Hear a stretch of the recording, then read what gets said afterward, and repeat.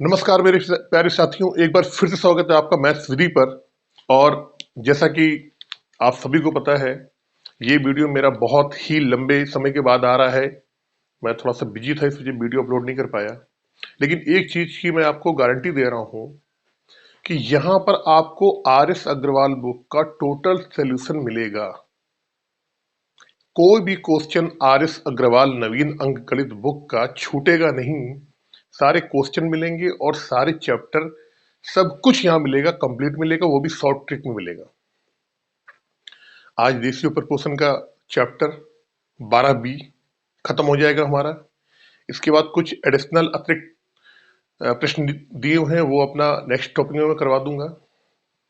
इसके अलावा जिस तरीके से आप लोग फेसबुक में जुड़ रहे हैं, बड़ा अच्छा लग रहा है कि इतना आप लोगों से सपोर्ट मिल रहा है और फॉलोवर्स धीरे धीरे बढ़ रहे हैं। तो अगर आपको ये वीडियो या इस मैथ्स विधि के द्वारा दी गई कोई भी जानकारी अगर आपको अच्छी लगती है, तो आप अपने दोस्तों में और जो भी आपकी जानकारी में लोग हैं जो कॉम्पिटिटिव एग्जाम्स की तैयारी कर रहे हैं, UP TET, C TET, UP SI, UP police, Delhi police, कोई भी हो, आप उनको भी ये जानकारी शेयर करें।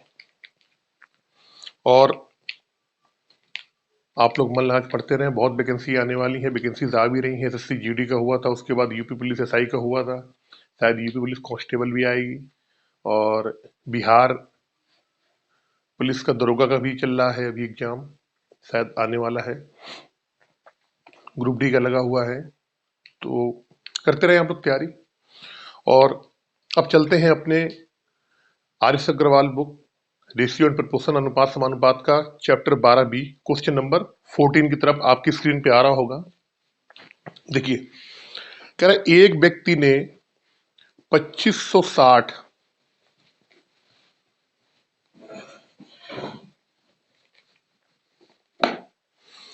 एक व्यक्ति ने 2560 किलोमीटर की कुल दूरी का कुछ भाग वायुयान से, कुछ भाग जलयान से तथा शेष भाग कार द्वारा तय किया। वायुयानी, जलयान तथा कार द्वारा की गई यात्राओं में लिए गए समय का अनुपात 1:4:5 है। देखो, एक व्यक्ति है, क्वेश्चन नंबर है 12B का 14, 12B का 14 क्वेश्चन नंबर। एक व्यक्ति है, वो 2560 किलोमीटर की दूरी तय करता है। हमें मालूम पड़ गया कि टोटल जो दूरी है, टोटल दूरी है 2560 किलोमीटर। जब वो उसको तय करता है तो 3 साधनों के माध्यम से तय करता है। पहले उसने बोला है वायुयान, तो हमको वायुयान का हम वी मान लेंगे यहाँ पे। फिर उसने बोला जलयान, तो जलयान को हम जे मान लेंगे। फिर बोला कार, तो हम इसको सी मान लेंगे। अब जब वो दूरी है तय कर रहा है, तो उनके समय का अनुपात दिया गया है यहाँ पे कि कितना कितना समय लगता है। तो वायुयान 1:4:5, 1:4:5। इसके बाद कह रहा है कि इनकी औसत गति भी दी गई है, वायुयान, जलयान और कार की औसत गति। औसत चाल कह दो आप या गति कह दो, बात एक ही है। वो दे रखा है आपको 20:1:8, 20:1:8।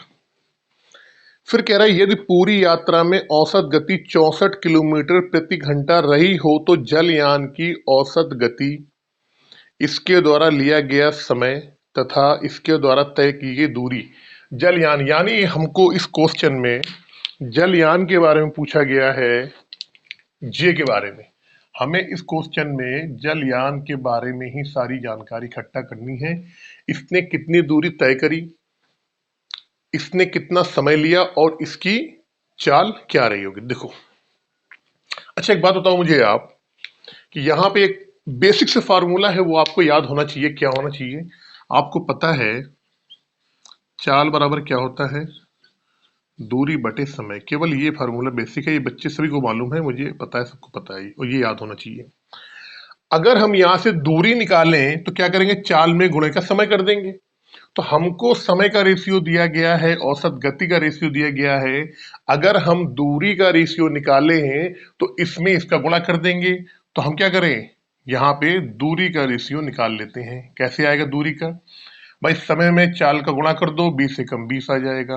अनुपात 4 में 1 का गुणा कर दो, 4 आ जाएगा। और 5 में 8 का गुणा कर दो, 40 आ जाएगा। यानी हमें यह मालूम पड़ गया कि अगर हम बात करें अनुपात की कि वायुयान, जलयान और कार की जो दूरी है वो अनुपात में कितनी, तो आप कहोगे सर 20:4:40। अगर आप इसको काटना चाहो तो इसको काट के आप छोटा भी कर सकते हो, लेकिन चलो कोई नहीं, अभी ऐसे चलने दो। दूसरी बात, अब ये देखो यहाँ पे अगर इनकी हम दूरी को जोड़ते हैं, इन तीनों को जोड़ते हैं तो कितना हो जाएगा, 20×4 = 24 और 40 कितना हो जाएगा, 64 आ जाएगा। तो हमें मालूम पड़ गया अगर इनकी हम दूरी की बात करें तो कितना आ गया, 64 आ गया। लेकिन क्वेश्चन में टोटल दूरी कितना दे रखा है, 2560 किलोमीटर। अनुपात में इनके दूरी का जो मान आया है वो है 64 यूनिट या 64 इकाई। इस 64 यूनिट की वैल्यू जो क्वेश्चन में दे रखी है वो कितने के बराबर दे रखी है, 2560 के किलोमीटर। तो हमको, आपको मालूम है जलयान के बारे में पूछा गया है, उसमें एक पॉइंट उसने दूरी भी पूछा है। तो 64 बराबर 2560 के जलयान का दूरी कितना है, 4 है। तो 4 निकाल लेंगे हम, कितना आएगा। अब आप जान रहे हो 64 में अगर हम 40 का गुणा करेंगे तो 2560 होता है, यहां भी आप 40 का गुणा कर दो, यानी 160 किलोमीटर क्या हो जाएगा हमारी ये जलयान की, यहाँ पे क्या आ जाएगी, दूरी। जलयान का यहाँ पे दूरी जो आ गया 160 किलोमीटर आ गया। पहला पॉइंट हमने जो हमारे आंसर में पूछा था वो हमने निकाल लिया है। अब फिर इसने ये पूछा है कि जलयान की औसत गति और इसके द्वारा लिया गया समय। अच्छा एक बात बताओ मुझे आप, टोटल दूरी जो है 2560 किलोमीटर है टोटल, और फिर यहां कह रहा है कि औसत गति जो है वो 64 किलोमीटर प्रति घंटा है। औसत गति, औसत गति जो है इनकी कितना है, 64 किलोमीटर प्रति आवर। अगर यहां से हम निकालना चाहें कि हमको टोटल समय क्या लगा होगा, तो टोटल समय निकाल लो आप। टोटल समय कुल दूरी में से चाल का या गति का भाग दे दो आप, कितना आएगा, 40 घंटा। 40 घंटा आ गया। आपको मालूम पड़ा है, अब मालूम पड़ गया कि ये जो समय का अनुपात आ रहा है 1:4:5, इसका टोटल योग कितना आ रहा है, ये 40 आ रहा है। कितना आ रहा है, 40 आ रहा है। तो हमको क्या करना पड़ेगा, अगर हम अनुपात के रेशियो में देखें कि समय कितना है, तो आप बोलोगे 4, ऐसे जोड़ोगे 1+4+5 कितना हो गया, बराबर 10। इस 10 यूनिट की वैल्यू कितने के बराबर है, 40 की, 40 घंटे की। लेकिन हमसे पूछा क्या गया है, हमसे पूछा गया है जलयान का समय बताना है। कितना समय आ रहा है, 4। 10 बराबर 40 के, 4 बराबर निकाल लो, कितना गुणा हो रहा है, 4 का हो रहा है। यहाँ पे आप 4 का गुणा कर दो, कितना आएगा, 16 घंटे। यानी कि हमारा दूसरा जो पॉइंट है वो भी निकल आया कि जो जलयान होगा वो 16 घंटा लेगा, उस कितना किलोमीटर दूरी तय करेगा, 160 किलोमीटर की दूरी तय करेगा। तो जलयान की यहाँ क्या निकालना, चाल। बहुत आसानी से आप चाल निकाल लोगे, कैसे, देखो। अब जलयान की चाल बराबर दूरी बटे समय, दूरी कितनी तय कर रहा है, 160 किलोमीटर, समय कितना ले रहा है, 16 घंटे, निकाल लो भैया, 10 घंटे। तो जलयान की जो चाल है वो कितनी आएगी, 10 किलोमीटर प्रति घंटा। 10 किलोमीटर प्रति घंटा। 3 चीज पूछी गई थी जलयान के बारे में, तीनों चीज यहां निकल आई, क्वेश्चन आपका खत्म हो गया। क्वेश्चन एसएससी मेंस का है, अच्छा क्वेश्चन है, आप इसको कहीं नोट कर लें। अच्छा क्वेश्चन है, बढ़िया क्वेश्चन है, एसएससी मेंस का क्वेश्चन है ये।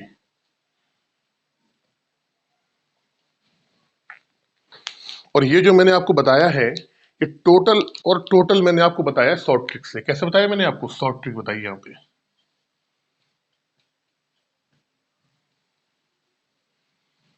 चलते नेक्स्ट क्वेश्चन पे, आप नोट कर लें जल्दी से इस क्वेश्चन को।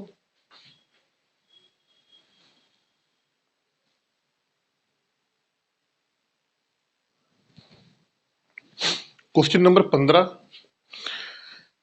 बाजार में ए तथा बी दो प्रकार का स्टील उपलब्ध है। टाइप ए में 5% निकल तथा टाइप बी में 40% निकल है।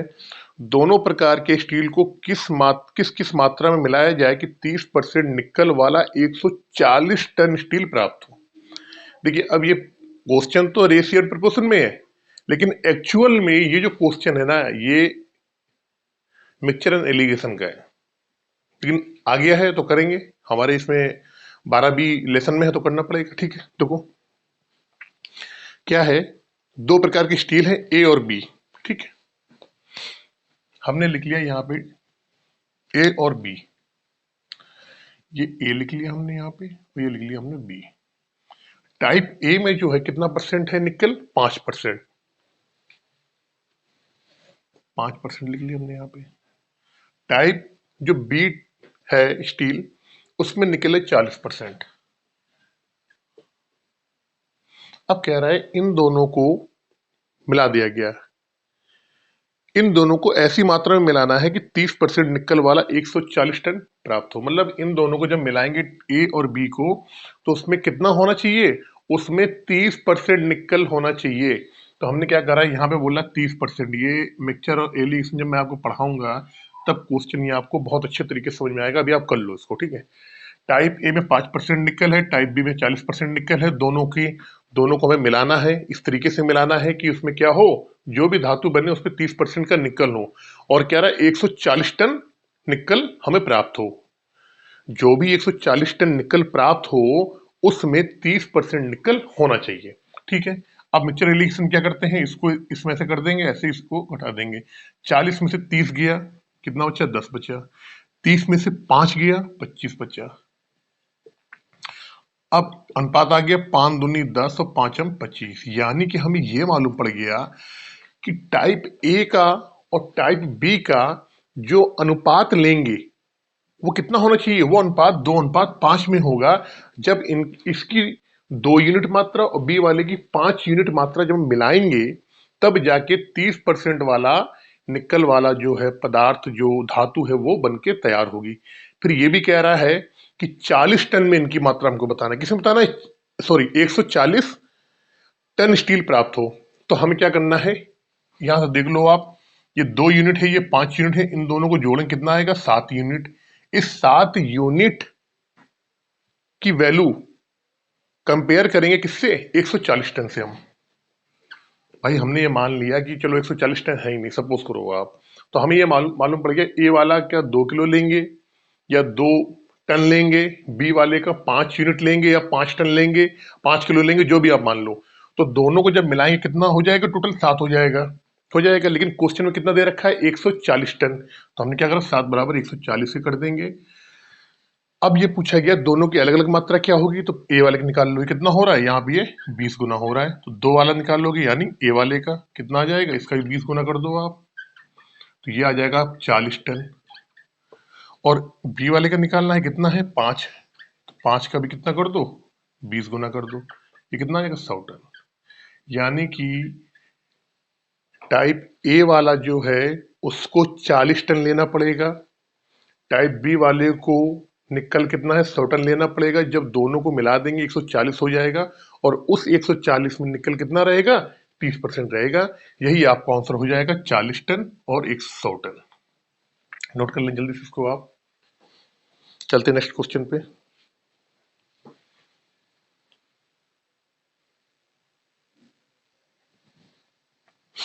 क्वेश्चन नंबर 16, ये भी मिक्सचर और एलिगेशन का बहुत ही अच्छा क्वेश्चन है और इंपॉर्टेंट क्वेश्चन है।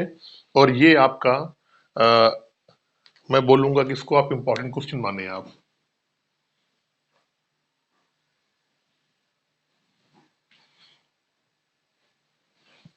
देखिए, कह रहा चांदी और तांबे से बनी 2 मिश्र धातुओं में से एक में चांदी और तांबे का अनुपात 7:3 है। देखो, चांदी और तांबा, देखिए चांदी को तो हम सिल्वर कह दें, तांबे को हम कॉपर कहते हैं, लेकिन नहीं, हम चांदी और तांबा ही लिखेंगे। C4 हमने कर लिया यहाँ पे चांदी, और T4 कर लिया हमने तांबा। फिर कह रहा है कि 2 धातुएं हैं जिनमें पहले वाले में 7:3 और दूसरे वाले में 5:1 का अनुपात है। तो अब देखो इसको ऐसे, इसको 1 मिनट के लिए आप बिगाड़ दो। हमने मान ली यहां पे पहली धातु है ये, और यहां मान ली हमने दूसरी धातु।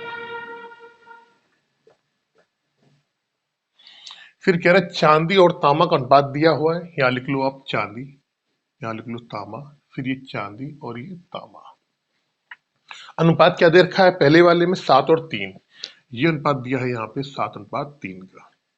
दूसरे वाले में अनुपात दिया हुआ है 5:1 का, 5:1।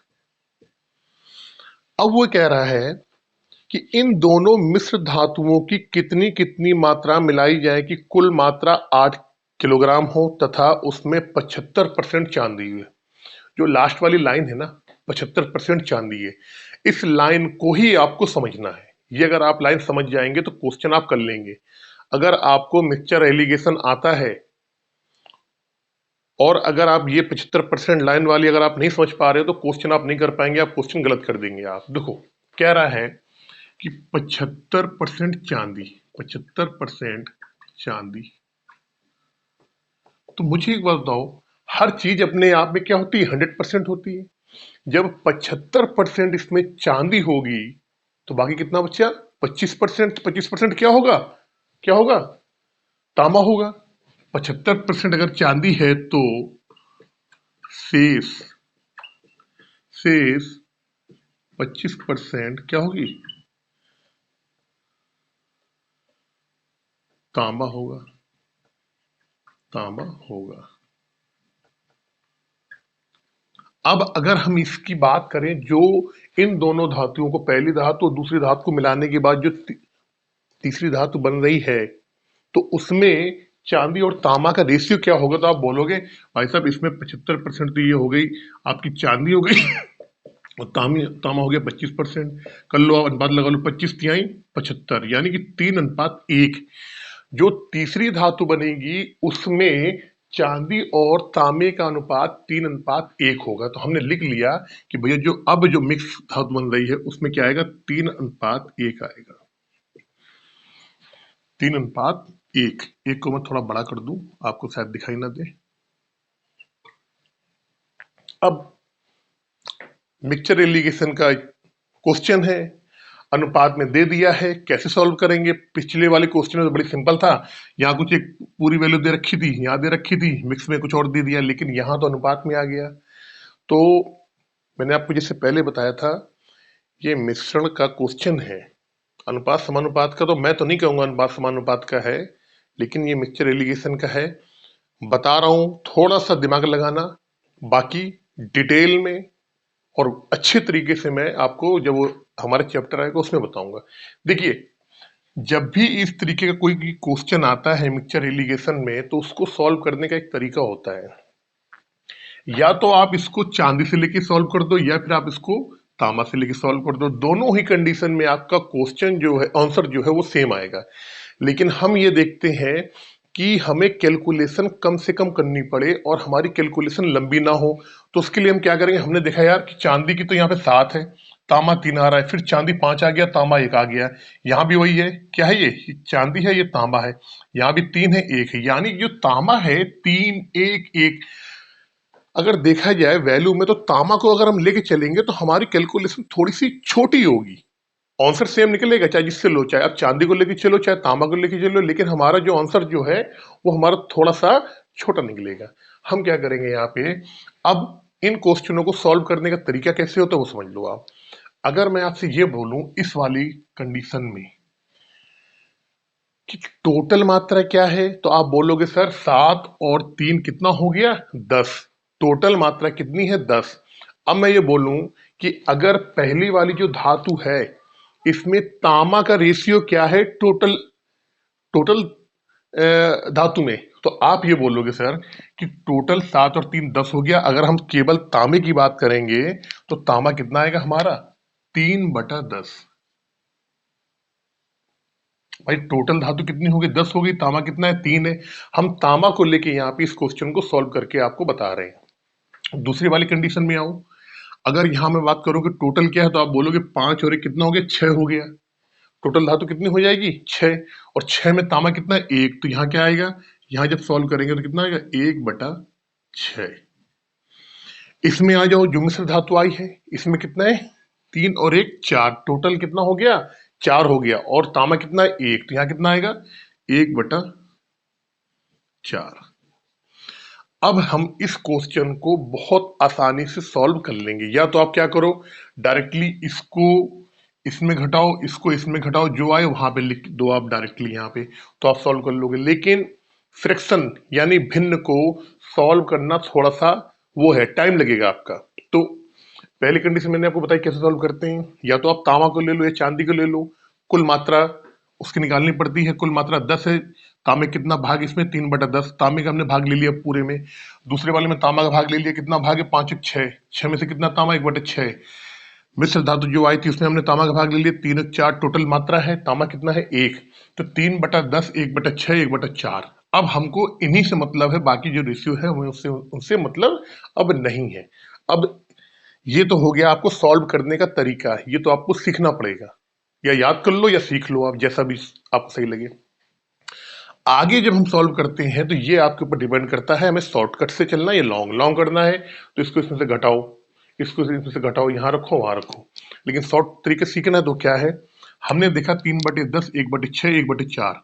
हमें क्या करना है, यहाँ से हर जो है हमको हटाना है, अंश रखना है, हर हटाना है। तो हम क्या करेंगे, यहाँ पे इसमें 10, 6 और 4 का ले लो आप एलसीएम।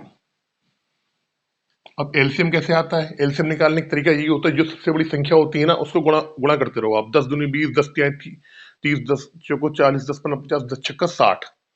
60 ऐसा आता है जिसमें इन तीनों संख्याओं का भाग चला जाएगा। तो हमें मालूम पड़ गया 10, 6 और जो 4 के एलसीएम कितना है, वो है 60। तो यहाँ पे हमने 60 लिख लिया। अब जो ये 60 आया है, अब जो ये 60 आया है, इसका क्या करो आप, यहां गुणा कर दो 60 का, यहां गुणा कर दो 60 का, और यहां भी गुणा कर दो 60 का। ये मैं आपको समझा रहा हूं तो लंबा हो रहा है, जब आप अपने आप करोगे बहुत जल्दी आ जाएगा आंसर। जब गुणा करोगे तो 10 छक्का 60, 36 18, यानी कि यहाँ पे फाइनल वैल्यू कितनी आ गई, 18 आ गई। 10 आ जाएगी यहाँ पे फाइनल वैल्यू, और यहाँ कितनी आ जाएगी, 15। अब हमारा सबसे सिंपल तरीका आ गया, 18, 10 और 15। इस 10, 15, तो ये कितना आ जाएगा, 5 आ जाएगा। ये इससे और इससे 3। हमें ये मालूम पड़ गया, वो जो मिश्र धातु रही होगी उसमें क्या रहा होगा, पहली पहले वाली धातु का कितना क्वांटिटी आई होगी, 5 इकाई, और दूसरी वाली धातु की कितनी रही होगी, 3 इकाई। अब ये कह रहा है क्वेश्चन में कि 8 ग्राम ही, 8 ग्राम हो, क्वेश्चन में 8 ग्राम कह रहे हैं, तो बड़े सिंपल सा ये तो है। कह रहे हैं इन दोनों मिश्र धातुओं की कितनी कितनी मात्राएं मिलाई जाए। अच्छा, टोटल भी हमारा कितना आ रहा है, ये यहाँ से यहाँ पे 8 ही आ रहा है, और 8 की वैल्यू भी क्वेश्चन कितना दिया है, 8 केजी ही दिया है।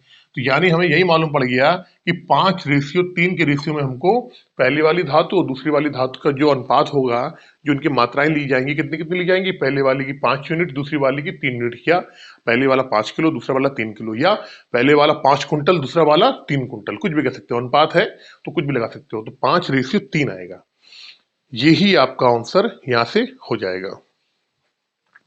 चलते हैं नेक्स्ट क्वेश्चन में। रेशियो बात कर रहा है तो रेशियो 5:3 आएगा। अगर किलो में बात कर रहा है, मात्रा में बात कर रहा है, यहाँ पे ऑप्शन नहीं दिया हुआ है, तो हम कह सकते हैं ए वाला जो है कितना आएगा, वो आ जाएगा 5 किलो आ जाएगा। और बी वाला कितना आएगा, ए क्या हमने पहली दूसरी लिखी है तो पहली दूसरी लिख लो आप।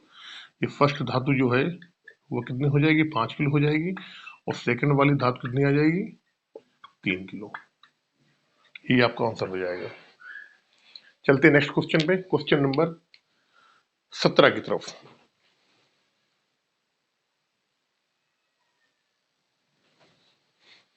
देखिए क्वेश्चन नंबर 17 जो है, स्क्रीन पे आपके आ रहा होगा, सोने और तांबे के दो मिश्रण ए तथा बी हैं। ए में सोने और तांबे का अनुपात 9:2 है। लिख लो भाई। कह रहा भाई सोने और तांबे दो मिश्रण है ए, हमने पहले ए लिख लिया और यहां लिख लिया हमने बी। सोना लिख लिया और यहां लिख लिया तांबा, ठीक। फिर कह रहा है ए में जो है अनुपात है 9:2, लिख लिया भैया हमने 9:2। बी वाले में सोने और तांबे का अनुपात क्या है, 7 और 15। 7 और 15, ये क्लियर, 7 और 15। अब कह रहा है यह यदि ए तथा बी की समान मात्राओं को मिलाकर तीसरी धातु सी बनाई जाए तो सी में सोने और तांबे का अनुपात क्या होगा। ये क्वेश्चन मैं कह सकता हूं कि टोटली बेस्ड है अनुपात और समानुपात में। इससे पहले जो दो क्वेश्चन मैंने लगवाए वो मिक्सचर एलिगेशन के क्वेश्चन थे। देखो, अनुपात और समानुपात में मैंने आपको सबसे बड़ी बात बताई इससे पहले कि रेशियो को बैलेंस करना जो बंदा सीख जाएगा वो ही इस चैप्टर में राजा कहलाएगा। आपने रेशियो बैलेंस करना अगर सीख लिया तो क्वेश्चन तो चुटकियों में उड़ाओगे आप। ठीक है, अब देखो कह रहा है ए जो है, ए और बी इनकी समान मात्राएं लेना है, जितना ए हो उतना ही बी हो और दोनों को मिला देना है। मिलाने के बाद जो एक धातु बनेगी उसमें सोने और तांबे का अनुपात हमको बताना है, ये क्वेश्चन में पूछ रहा है। अब समान मात्राएं कैसे होगी, हमने देखा ए वाले को, भैया देखा सोना 9 है, तांबा कितना है 2 है, 9 और 2 को जोड़ेंगे कितना आ गया 11 आ गया। बी वाले में देखेंगे सोना कितना है 7 है, तांबा कितना है 15 है, दोनों को जोड़ेंगे 15 और 7 22। अब बताओ मुझे क्या समान है ये समान नहीं है भाई। ए का जो आ रहा है वो तो 11 किलो मान लो आप, 11 ग्राम मान लो, कुछ भी मान लो आप। बी का है वो आ रहा 22, तो कहां समान हुआ। इसका मतलब हम ये जान गए कि हमको इस वाले को यहाँ पे ए वाला जो है हमारा रेशियो, इसमें हमको 2 का यहाँ क्या करना पड़ेगा, गुणा करना पड़ेगा 2 का इस वाले में, तभी 11 दूनी 22 हो जाएगा और वो भी 22 हो जाएगा। दूसरी बात मैंने आपको बता रखी थी, रेशियो के जितने पद हैं, यहाँ कितना है, यहाँ 2 है, 1 और 2, मान लो 3 हो, 4 हो, 5 हो, 6 हो, सभी पदों में किसी भी संख्या से गुणा कर दो या किसी भी संख्या से भाग दे दो, रेशियो में कोई असर नहीं पड़ता है। अगर हमको 2 का गुणा करना है तो 9 में भी होगा और 2 में भी होगा, तो आप कर लो। देखो हमने क्या करा, बराबर करने के लिए इसमें गुणा कर दिया। जब गुणा कर दिया तो क्या आएगा, 9 दूनी 18 और 2 दूनी 4। अब ए का जो रेशियो है सोने और तांबे का 18 और 4 आ गया, रेशियो में कोई फर्क नहीं पड़ा है। आप काटोगे तो भी आएगा, 2 दूनी 18, 2 दूनी 4 करके वही आ जाएगा। लेकिन क्वेश्चन हमारा अब यहां भी 22 हो गया, देखो कितना आएगा 22 आ गया हमारा, यहां भी 22 है, यहां भी 22 है। तो हमको ये मालूम पड़ गया कि अब जो तीसरी धातु बनाएंगे मिक्स करके उसमें सोने और तांबे का अनुपात पूछा गया है। सॉरी, तो हमें मालूम है कि सोने की अगर बात करें तो सोना कितना हो जाएगा तीसरी धातु में। देखो अगर हम यहाँ पे तीसरी धातु लिख लेते हैं, तीसरी धातु, और इसमें हम सोने और तांबे का अनुपात जोड़ें, सोना बटे तांबा कह दो, सोना कितना हो जाएगा, ये 18 है, यहाँ पे यहाँ कितना है 7, 18 और 7। तांबा कितना, यहाँ पे 4 है और यहाँ कितना है 15 है, तो 4 प्लस 15, 18 और 7 25, 8 7 15 25, और 15 और 4 19, 19, यानी कि हमारा सोने और तांबे का अनुपात कितना आएगा 25 अनुपात 19। यही हो जाएगा आपका आंसर।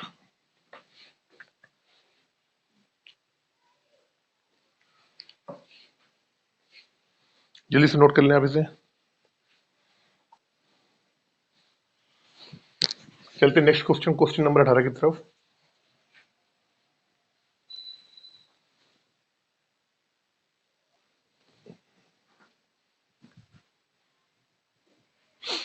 क्वेश्चन नंबर 18, सोना पानी से 19 गुना भारी है तथा चांदी पानी से 9 गुना भारी है। दोनों धातुओं को किस अनुपात में मिलाया जाए कि नया मिश्रण पानी से 15 गुना भारी हो। ये भी मिक्सचर एलिगेशन का क्वेश्चन है, कोई दिक्कत नहीं। देखिए अब इस क्वेश्चन में एक थोड़ा सा पॉइंट आपको पकड़ने वाला ये है कि जो भी धातु है, चाहे वो सोना हो चाहे वो चांदी हो, और दोनों को मिलाने के बाद जो तीसरी धातु आती है, नया मिश्रण जो आता है, वो इन सब की तुलना पानी से करी जा रही है। इन सब की तुलना किससे करी जा रही है, पानी से इनका कंपैरिजन किया जा रहा है, पानी से इनका अनुपात देखा जा रहा है। तो हम क्वेश्चन नंबर 18 देखो बता रहे हैं, कह रहे सोना जो है पानी से 19 गुना भारी है। लिख लो भाई, सोना लिख लिया यहाँ पे और यहाँ पे लिख लिया पानी। 19 गुना, या आप ऐसा करो डायरेक्ट, इसको शॉर्टकट करो, इसका जो शॉर्टकट ही में ही करो आप। ये सोना हो गया, ये चांदी हो गई, और नई मिश्रण जो है ये वो यहाँ पे आएगा। सोना पानी से कितना गुना भारी है? 19 गुना भारी है, तो हमने लिख लिया 19 गुना हो गया सोना भारी। चांदी है जो पानी से 9 गुना भारी है, 9 गुना कर दिया। जब इनको मिलाया गया तो एक मिश्रण तैयार हुई, तीसरी धातु तैयार हुई। वो क्या है? पानी से कह रहा है कितने गुना पानी से 15 गुना भारी हो, इस अनुपात में मिलाना है। तो हमने लिख लिया यहाँ पे जो ये, अब जब दोनों को मिला दिया गया तो वो जो मिश्रण, वो जो धातु बनेगी पानी से कितने गुना भारी होना चाहिए? 15 गुना भारी होना चाहिए। तो हमने लिख लिया 15। वही मिक्सचर रिलेशन लगा दो, घटा दो, कितना आएगा? 15 से 9 गया 6, और 9 19 में से 15 गया कितना? 4। 3:2। सिंपल द क्वेश्चन और सिंपल सा answer. Simple the question, simple सा आंसर। यानी कि सोना जो है उसकी 3 यूनिट होनी चाहिए, और चांदी कितनी होनी चाहिए? 2 यूनिट।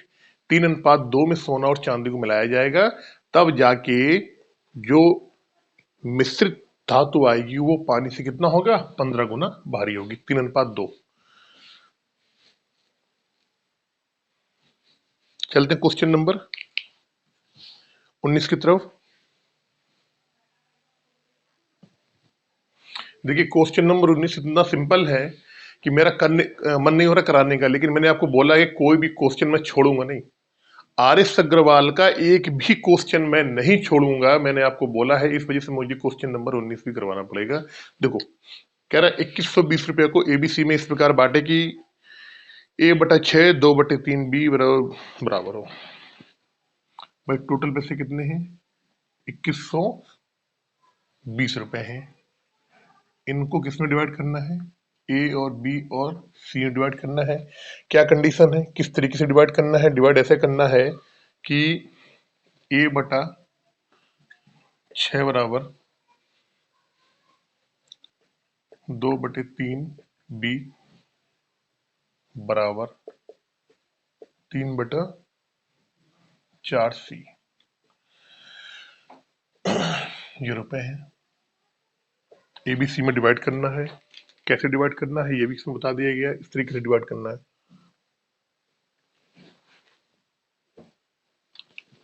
देखो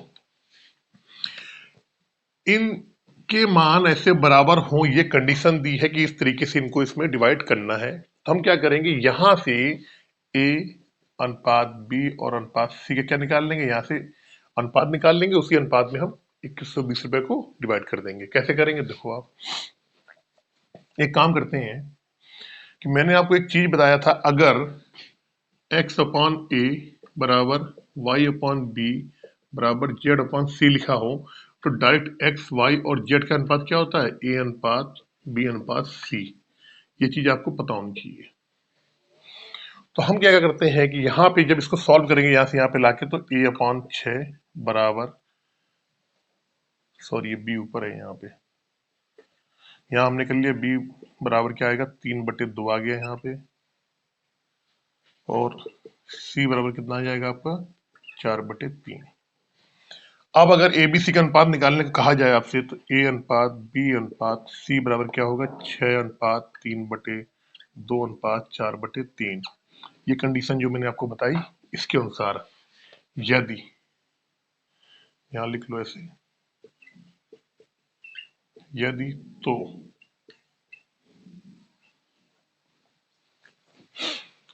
अब हमको यहाँ ए बी सी का अनुपात मिल गया।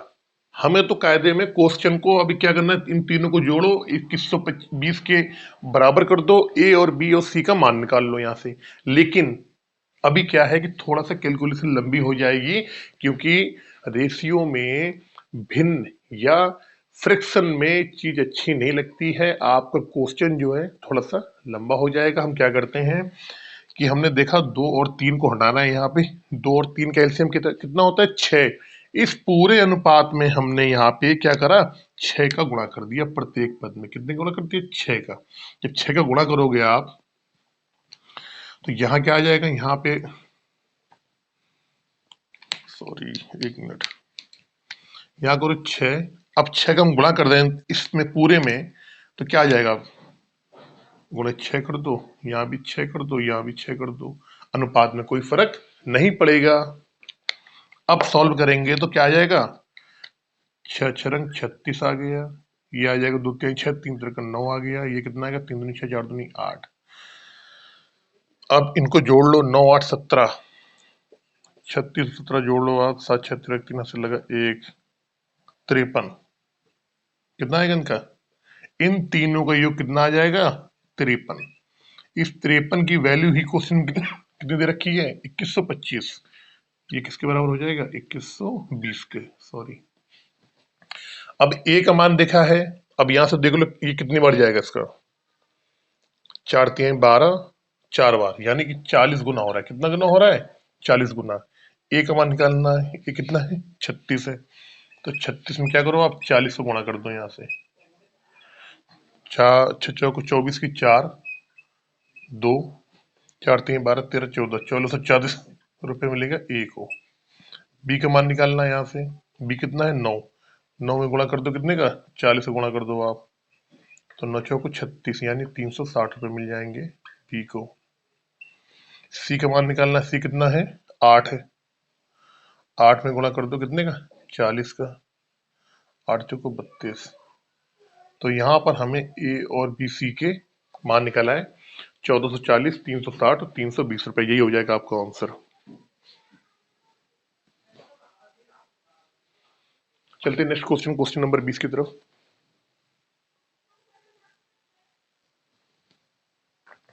क्वेश्चन नंबर 20, माना x y के वर्ग के विलोमानुपाती है जब x बराबर 4 और y बराबर 3।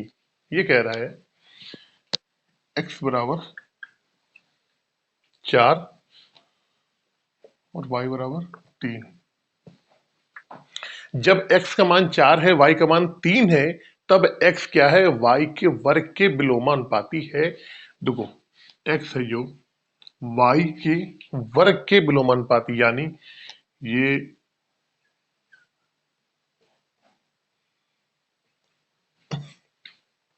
भाई अगर कहता है x y के वर्ग के अनुक्रमानुपाती है तो क्या था, x अनुक्रमानुपाती के निशान, और ये है आपका विलोमानुपाती, लिख दे रहा हूं मैं आपको ताकि कंफ्यूज ना हो, विलोमानुपाती, और ये है अनुक्रमानुपाती, अनुक्रमानुपाती, ये है अनुक्रमानुपाती, और ये है जो ऊपर वाला, ये है विलोमानुपाती। तो कह रहा है एक्स वाई के वर्ग यानी वाई स्क्वायर के विलोमानुपाती है कब, जब x बराबर 4 है, y बराबर 3 है। अब ये कह रहा है यदि x का मान ज्ञात करना है जबकि y बराबर 6, x का मान ज्ञात करना है कब, जब y बराबर 6 हो जाएगा। तो हमको ये कंडीशन दी हुई है और दूसरी कंडीशन हमको निकालनी है। पहले इस कंडीशन से हम निकालते हैं कि क्या हमें मिल रहा है। देखो अगर x जो है y के वर्ग के विलोमानुपाती है,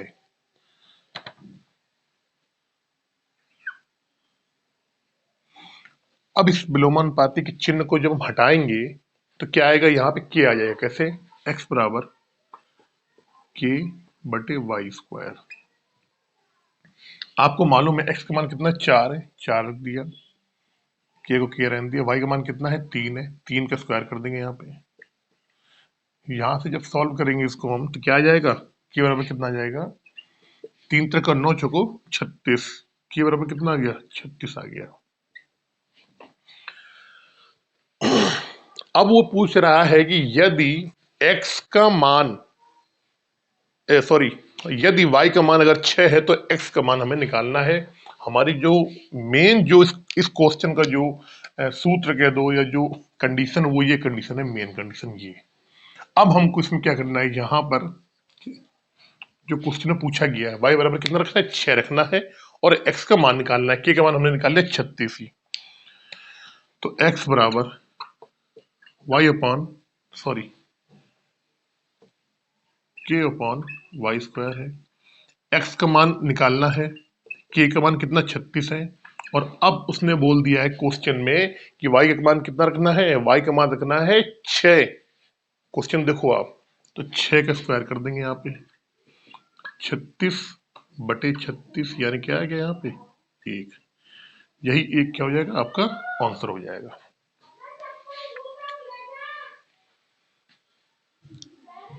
चलते हैं क्वेश्चन नंबर 21 पे जल्दी से।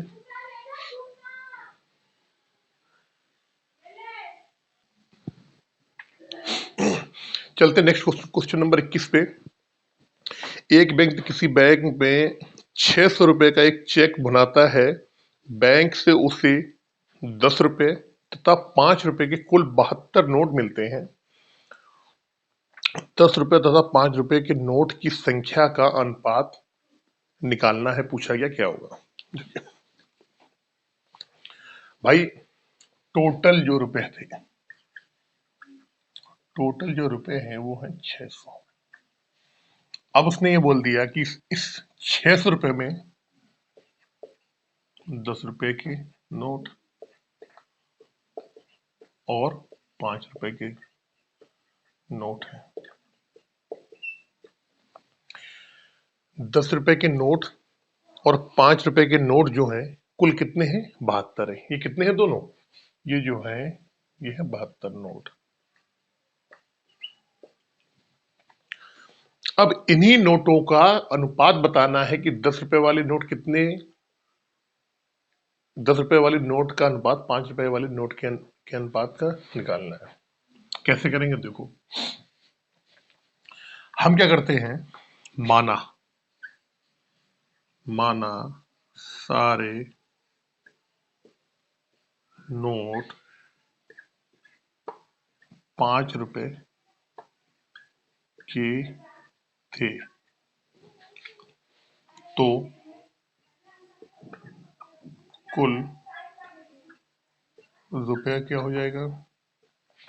टोटल 72 नोट थे, हमने सारे नोट 5 रुपए के ही मान लिए। एक नोट में 5 रुपए, तो 72 नोट में कितने रुपए, क्या करेंगे यहाँ पे 72 का 5 में गुणा कर देंगे, 5 दूनी 10, 7 35, 36, 360 रुपए। हमने मान लिए कि माना सारे जो नोट है वो 5 रुपए के थे, तो कुल रुपए कितने हो जाएंगे 72 × 5 360। लेकिन ये तो गड़बड़ हो गई भाई, टोटल पे रुपए तो होने चाहिए 600 और आ रहा है 360, तो रुपए में कितना अंतर आया, तो हम लिखेंगे यहाँ पे टोटल रुपए में अंतर बराबर 600 माइनस 360, 240 रुपए।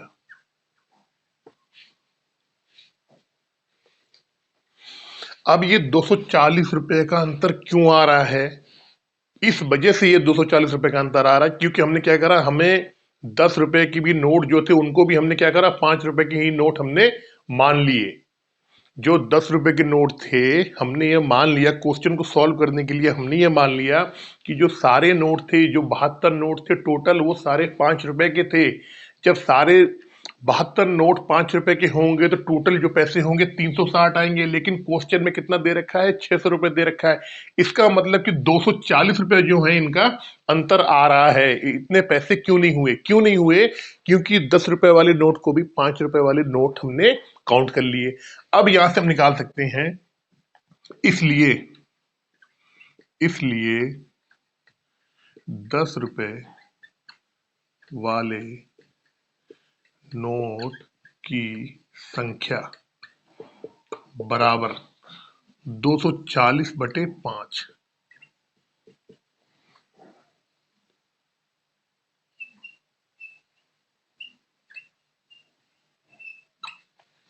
अब आप लोग ये सोच रहे होंगे, बिल्कुल आपका सोचना जायज है, ये सोच रहे होंगे कि मैंने इस 240 में 5 का भाग दे दिया, 48 नोट आ गए कितने 10 रुपए के, तो ये कहां से आया।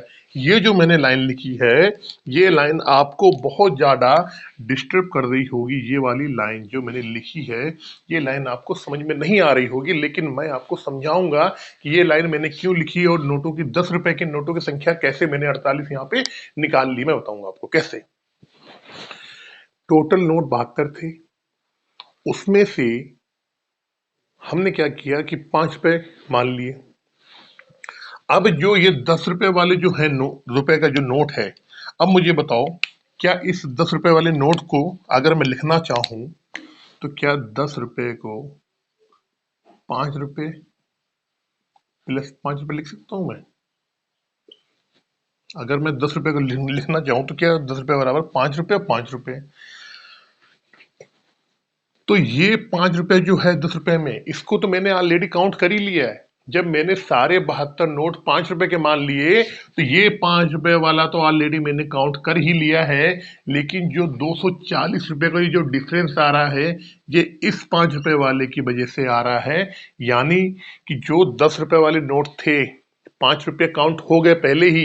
ये जो सेकंड वाले जो ये वाला जो 5 रुपए जो बचे हैं, ये 5 रुपए की वजह से ही 240 का डिफरेंट आ रहा है। इस 240 में 5 का भाग दे देंगे तो यहां से हमको 10 रुपए वाले नोटों की संख्या मालूम पड़ जाए, कितनी आ गई? 48। अब टोटल नोट कितने थे? 72। 10 रुपए वाले कितने आ गए? 48।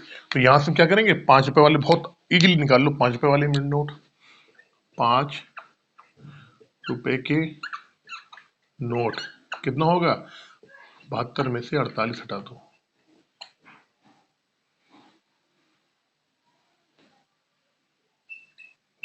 24 नोट।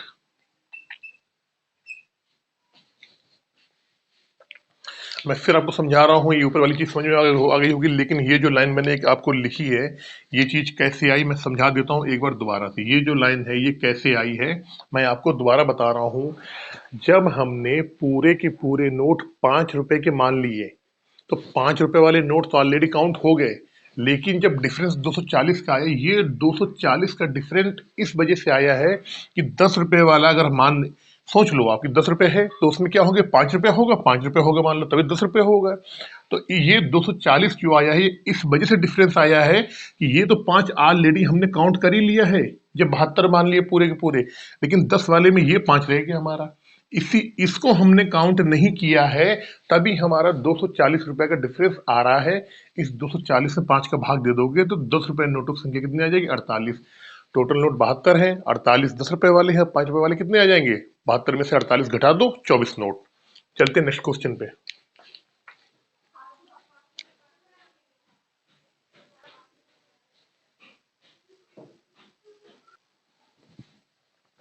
क्वेश्चन नंबर 22, यदि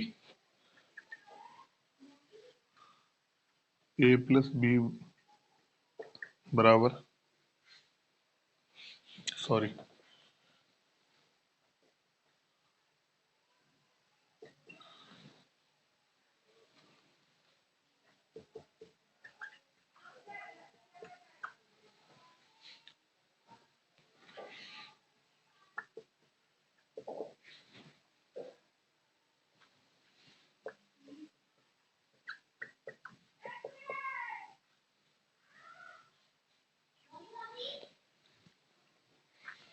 कह रहे यदि a प्लस बी अनुपात अंडर रूट ए बी बराबर 4:1 है तो ये हमको प्रूव करना है। ये वाली चीज हमको सिद्ध करनी है कि ये ए अनुपात बी का जो अनुपात आएगा वो इतना आएगा। देखो कैसे करते हैं।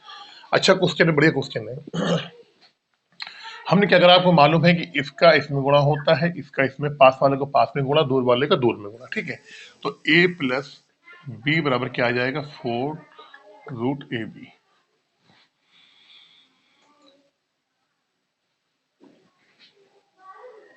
ए प्लस बी का मान आ गया 4 रूट ए बी। अब अगर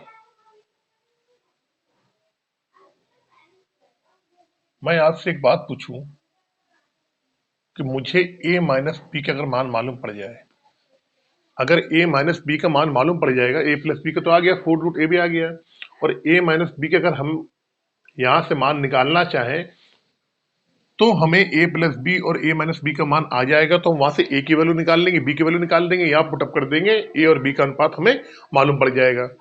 तो हमने क्या करा, यहाँ पे क्या करा, एक फार्मूला निकाल लगाते हैं, a square minus b square का होल स्क्वायर बराबर a प्लस बी का स्क्वायर और minus 4 a b. Minus 4ab। अब हम क्या करेंगे इसमें कि a प्लस बी का होल स्क्वायर क्या है, 4 रूट ए बी का स्क्वायर माइनस 4ab। तो 4 चौको 16 और ये ए बी आ जाएगा, ये 4ab ऑलरेडी है ही है यहाँ पे, तो ये आ जाएगा हमारा 16 में से 4 जाएगा तो 12ab। ए माइनस बी का आ रहा है यहाँ पे, ए माइनस बी का निकालेंगे केवल तो क्या आएगा, अंडर रूट 12 और ए बी। हमको यहाँ से ए प्लस बी और ए माइनस बी का यहाँ से मालूम पड़ गया, ए प्लस बी हमारा ये आ रहा है और ए माइनस बी हमारा ये आ रहा है। तो अब हम इनको क्या करेंगे, यहाँ से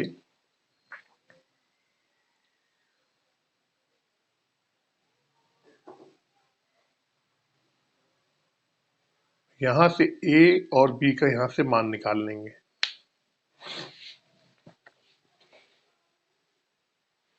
ए minus B, a plus B, a plus b का square minus 4ab, 2ab 2ab 4ab 4ab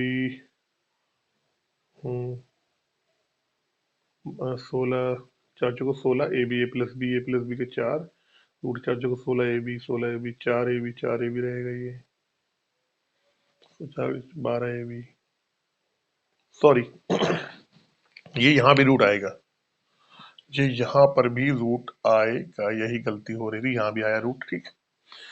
अब इस 12 को अगर हम थोड़ा सा तोड़ना चाहें तो क्या आ जाएगा, ये हमारा 4 तिहाई 12 यानी 2 रूट 3 और ए बी, ये रूट में ही रहेगा ये भी हमारा। तो हमको यहां से मालूम पड़ गया कि a प्लस बी बराबर क्या है, 4 रूट ए बी, और a माइनस बी बराबर क्या है, 2 रूट 3 अंदर ए बी। जब इसको हम सॉल्व करेंगे यहां से,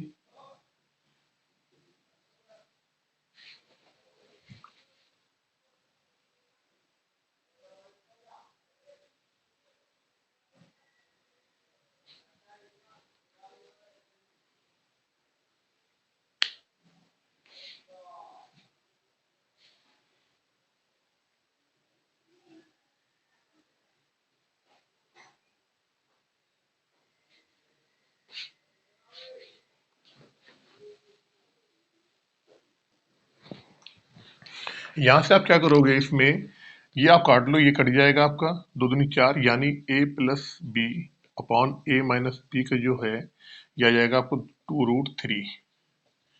यहां से निकाल लो आप, root 3a plus root 3b बराबर क्या हो जाएगा आपका, 2a माइनस 2b। ए को एक तरफ ले आओ ऑफ, यह आ जाएगा आपका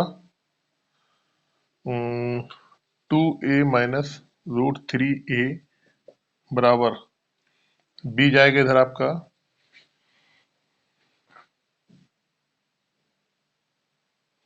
b आ जाएगा आपका 2 प्लस रूट 3, वही हो जाएगा b।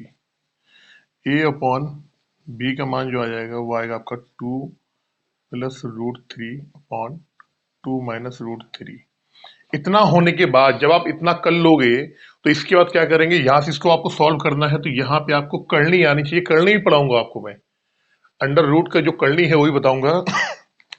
अब क्या करो आप यहाँ पे इसमें 2 प्लस रूट 3 का ऊपर और 2 प्लस रूट 3 का नीचे आप गुणा कर दो। जब ऊपर आप गुणा करोगे इसमें तो गुणा करने के बाद क्या होगा, 2 दूनी 4, 3 या आएगा 4 प्लस 3 प्लस 2 दूनी 4 रूट 3, 4 रूट 3 आ जाएगा। नीचे जो आएगा 2 दूनी 4 का स्क्वायर माइनस 3 बराबर 1, यानी कि हमारा ये सॉल्व करेंगे तो हमारा सेम चीज यही आ जाएगी, यानी 7 प्लस 4 रूट 3 अपॉन 1। इस तरीके से ये आपका पूरा सॉल्व हो जाएगा। आप सॉल्व करोगे इसको वही आ जाएगा जो यहाँ पे लिखा हुआ है, इनका अनुपात नहीं आ जाएगा ए और बी का। चलते हैं नेक्स्ट क्वेश्चन, क्वेश्चन नंबर 23 की तरफ बहुत जल्दी से। देखिए क्वेश्चन नंबर 23 कह रहा है यदि m और n का अनुपात 3:2 है तो हमको इस चीज का मान निकालना है। आपको मैंने बताया जब भी m और n दिया हो, जब भी सेम राशि दी हो, कहने का मतलब कि यहाँ भी इसकी भी पावर 1 है, इसकी भी पावर 1 है। ऐसा नहीं दे रखा है, कहीं दे रखा है कि m स्क्वायर बराबर n बराबर 3 और 2। अगर ऐसा आपका दे रखा है तो वहां पर हमेशा k मान के ही करेंगे हम। लेकिन जब भी जो हमारी राशियां दी गई हैं उनके ऊपर पावर कोई नहीं है, सेम है, तो हम वहां पे क्या करते हैं, डायरेक्टली मान मान लेते हैं। कैसे? हमने मान लिया m बराबर क्या आएगा, 3 आएगा, और n बराबर क्या आएगा, 2 आएगा। अगर कुछ नहीं दे रखा है इनके ऊपर तो ही मानेंगे। अगर m स्क्वायर अनुपात n दे रखा होता तो हम वहां पर m बराबर 3 और n बराबर 2 नहीं मान सकते थे, फिर हमारा क्वेश्चन गलत हो जाता। लेकिन हमने देखा कि m दिया है, n दिया है, किसी में कोई स्क्वायर नहीं है, किसी में कोई क्यूब नहीं है, तो डायरेक्टली हमने मान लिया m बराबर 3, n बराबर 2। यहां पुटअप मान कर दो, 4 में गुणे 3 प्लस 5 में गुणे 2 बटे 4 में गुणे 3 माइनस 5 में गुणे 2। सॉल्व कर लो। 4 3 12, 5 दूनी 10, 4 3 12, 5 दूनी 10, 12 10 22 और 2 घट जाएगा 11। यानी कि इनका अनुपात कितना है, 11:1। यही हो जाएगा आपका आंसर। चलते हैं बहुत जल्दी क्वेश्चन नंबर आपका 25 की तरफ। सॉरी, क्वेश्चन नंबर 24 की तरफ जल्दी से।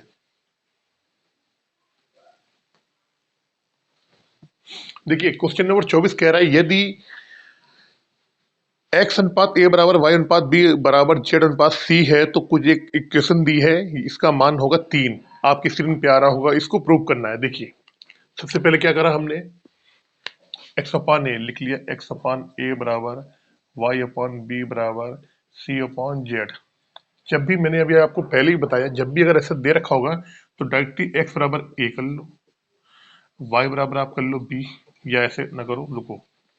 यहाँ से x अनुपात y अनुपात c का मान क्या आएगा, a अनुपात b अनुपात c। अब इनकी पावर सबकी एक एक है, सेम है, तो आप x बराबर a रख लो, y बराबर आप b रख लो, और c बराबर कितना रख लो आप, एक्स वाई जेड है यहाँ पे, जेड, जेड बराबर कर लो आप c। यानी x बराबर a कर लो, y बराबर b कर लो, z बराबर c कर लो, और इनका ही मान उठा के कहाँ रख दो, इस वाले में रख दो। अब डायरेक्टली यहाँ से कुछ भी नहीं करना है। देखो पहले वाला मैं दिखा रहा हूँ आपको सॉल्व करके। यहाँ पे हमने लिया a x, तो हमने क्या करा, यहाँ पे b y का मान क्या है, b आ रहा है, और x का मान कितना है, a, तो क्या आ गया यहाँ पे a, और x का मान भी a है तो a स्क्वायर माइनस y का मान b है b स्क्वायर। नीचे a प्लस बी आप रहने दो, इसको a प्लस बी ऐसे ही रहने दो आप। x का मान क्या है, a है, और यहाँ भी a माइनस बी। ये जब तीनों सॉल्व करोगे आप तो यहाँ क्या आएगा, बी स्क्वायर माइनस सी स्क्वायर आ जाएगा, बी स्क्वायर माइनस सी स्क्वायर, यह आएगा बी प्लस सी, और यहाँ आ जाएगा बी माइनस सी। तीसरा वाला सॉल्व करोगे आप तो सी स्क्वायर माइनस ए स्क्वायर आ जाएगा, और यहाँ आ जाएगा सी प्लस ए और सी माइनस ए। इनको जब सॉल्व करोगे आप तो ऊपर तो यही रखने दो आप, नीचे भी क्या आ जाएगा, ये आपका फार्मूला बन जाएगा ए स्क्वायर माइनस बी स्क्वायर का, प्लस बी स्क्वायर माइनस सी स्क्वायर, नीचे आ जाएगा बी स्क्वायर माइनस सी स्क्वायर का फार्मूला, नीचे आएगा सी स्क्वायर, ये सी स्क्वायर माइनस ए स्क्वायर। अब ये काट दो, एक आ गया, प्लस ये काट दो, एक आ गया, प्लस ये काट दो, एक आ गया, बराबर 3। लो जी, प्रूव हो गया। ये जो सिद्ध करना था हमको, हमने प्रूव कर दिया, 3 आ गया यहाँ से। चलते हैं क्वेश्चन नंबर 25 की तरफ बहुत जल्दी से। देखिए कह रहे यदि a अनुपात b प्लस सी अनुपात बराबर 1:3, c अनुपात a प्लस b का दिया है 5 और 7, तो हमको निकालना है b अनुपात a प्लस सी का मान निकालना है। देखिए ये क्वेश्चन अगर आप मेरे शुरू से चैप्टर अगर आप देखोगे पढ़ोगे तो आपको बहुत आसानी से समझ में आएगा, लेकिन फिर भी मैं आपको बता रहा हूँ कैसे। हमने ये देखा कि ऊपर वाले में रेशियो में, नीचे वाले रेशियो में जो दो हमें रेशियो दिए गए हैं, इनमें कॉमन क्या है, तो आपने देखा ऊपर क्या है, ए बी सी। ऊपर ए बी सी है, नीचे भी क्या है, ए बी सी। यानी कि ऊपर एबीसी और नीचे एबीसी दोनों में कॉमन है। जो कॉमन होता है हम उसको ही ऐसे क्वेश्चनों में लेके चलते हैं। अब हमने ये देखा कि अगर ऊपर वाले में बात करें एबीसी का मान कितना आएगा, तो आपने कहा ए बी सी, 3 है कितना गया 4। नीचे वाले में ए बी सी 7 5 12। भाई ये तो गलत बात है। ऊपर वाले रेशियो में एबीसी का मान 4 आ रहा है, नीचे वाले एबी रेशियो में एबीसी का मान 12 आ रहा है। ऐसा नहीं हो सकता है। अगर एबीसी का मान ऊपर 4 आ रहा है तो नीचे भी 4 आना चाहिए, और यदि नीचे 12 आ रहा है तो ऊपर भी 12 आना ही चाहिए। एबीसी का मान दोनों रेशियो में सेम होना चाहिए।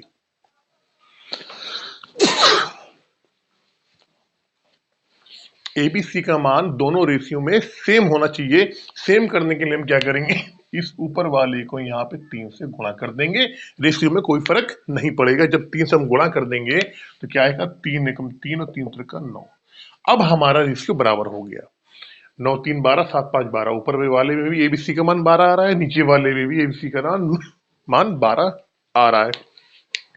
अब अगर हम ऊपर से बात करें कि ऊपर ए बी सी तीनों के मान क्या क्या होंगे, तो हमें मालूम पड़ा 3:12, यानी ए का मान कितना आ गया 3। ए बराबर 3। नीचे वाले में सी का मान कितना आ रहा है 5। सी बराबर कितना है 5। और आपको पता है तीनों का जो मान है ए प्लस बी प्लस सी का कितना आ रहा है 12 आ रहा है। ए का मान 3 आ गया, सी का मान कितना आ गया 5 आ गया। 5 3 8, कितना बच गया 4। ये 4 किसका मान होगा, बी का मान। तो बी कितना आ गया यहाँ पे 4। ये पूछा गया है बी अनुपात ए बी सी। बी का मान कितना है 4, यहाँ 4 रख दो। सी ए प्लस सी 3 और 5 8, यानी कि काट लो 4 एकम 4 4 दूनी 8, यानी 1:2 जो हो जाएगा इसका क्या हो जाएगा आंसर। चलते हैं नेक्स्ट क्वेश्चन, क्वेश्चन नंबर 26 पे। यही करवा देता हूं जल्दी से आपको। 26 नंबर क्वेश्चन यहाँ पे पी क्यू को मान दिया है, पी और क्यू को मान दिया है यहाँ पे 3:4, और क्यू आर का मान दिया है, क्यू आर का मान दिया है 8:9, शायद 9 ही है, 8 9। तो आर अनुपात पी का मान पूछा गया है। बड़ा आसानी से निकाल लोगे आप, ये तो बच्चा भी निकाल देगा। फिर भी एक काम करो, अगर आपको समझ में नहीं आ रहा है तो मैंने आपसे ये बोला, इस वाले रेशियो पहले वाले रेशियो में क्यू का मान कितना आ रहा है, दोनों वाले में हमने देखा ये पहला है ये दूसरा है, दोनों में कॉमन क्या है, क्यू कॉमन है। क्यू का मान कितना है यहाँ पे 4 है, यहाँ पे क्यू का मान कितना आ रहा है 8 आ रहा है। तो पहले वाले में क्यू का मान हमें क्या करना पड़ेगा 8 ही करना पड़ेगा, या दूसरे वाले में 4 करना पड़ेगा। लेकिन छोटी चीज को बड़ी बना लो थोड़ा सा, तो वो हमें अभी करोगे। यहाँ पे अगर आप 4 का भाग दोगे तो ये दो, सॉरी 2 का भाग दोगे तो ये तो 4 आ जाएगा, लेकिन यहाँ कितना आएगा फिर पॉइंट में आएगा, फिर वो पॉइंट में अच्छा नहीं लगता है। तो हमने क्या करा, इस पहले वाले को यहाँ पे कितने से गुणा कर दिया 2 का गुणा कर दिया। जब 2 का गुणा करोगे तो 3 दूनी 6 4 दूनी 8। अब हमारा क्यू का मान यहाँ पे 8 आ गया, यहाँ पे क्यू का मान 8 आ रहा है। तो हमारी क्या है इक्वेशन सारी सॉल्व हो जाएगी आसानी से। किसका मान पूछा है आर और पी का। पी का मान कितना हो जाएगा, पी का मान कितना है 6, कितना आ रहा है पी का, यहाँ 6 कर दो आप। आर का मान कितना है यहाँ पे ऑलरेडी 9 आ रहा है, 9 कर दो। तो 3 त्रिका 9 3 दूनी 6, यानी 3:2 क्या हो जाएगा आपका आंसर हो जाएगा। रेशियो ऑन प्रपोर्शन का 12B का सारा क्वेश्चन आपका खत्म हो गया है। आप इसका स्क्रीनशॉट ले लें अच्छे तरीके से। जिस तरीके से आप लोग फेसबुक पेज मैथ्स विधि में आप लोग प्यार दे रहे हैं, आप लोग जितना उसको फॉलोवर्स बढ़ रहे हैं, बड़ा अच्छा लग रहा है। मैं इसी तरीके से और भी शॉर्टकट तरीके से आपके लिए क्वेश्चंस लेके आऊंगा। लेकिन मेरा पहला जो उद्देश्य है कि सबसे पहले मैं आर.एस. अग्रवाल बुक जो है उसको शॉर्टकट तरीके से कॉन्सेप्ट के साथ आपको पूरी सॉल्व कराऊं। उसके बाद फिर मैं टॉपिक वाइज छोटी छोटी वीडियो डालूंगा, ताकि हर चैप्टर के हर टाइप के क्वेश्चन आपके अच्छे तरीके से कवर है। अगर ये वीडियो आपको अच्छा लग रहा है, like share and subscribe also YouTube channel Maths Vidhi. मिलते हैं नए वीडियो के साथ।